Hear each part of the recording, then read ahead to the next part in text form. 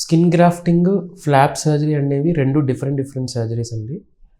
And ఎక్కడైతే superficial loss ఉందో, అంటే స్కిన్ లేదా దాని కింద ఒక 1 లేయర్ లాస్ ఉందో, అలాంటి వాళ్ళకి స్కిన్ గ్రాఫ్టింగ్ అనేది హెల్ప్ అవుతుంది.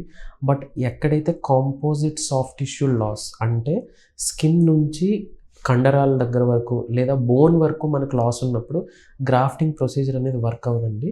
ఇలాంటి కేసెస్లో మనం ఫ్లాప్ సర్జరీస్ చేయాలి.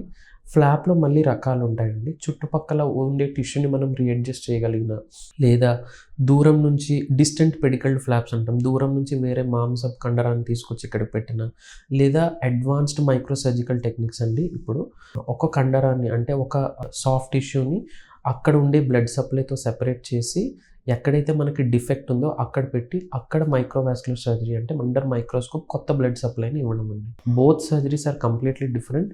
At any given time which is superior అంటే flap is superior than graft అండి. మెడ్ ప్లస్ లో అదే మెడిసిన్, అదే క్వాలిటీ, మార్కెటింగ్, డిస్ట్రిబ్యూషన్, ఇంకోటి అంటూ వీళ్ళకి అదనపు ఛార్జీలు ఉండవు. అందువల్లే 50 to 80% డిస్కౌంట్ లో మనకు అందిస్తున్నారు.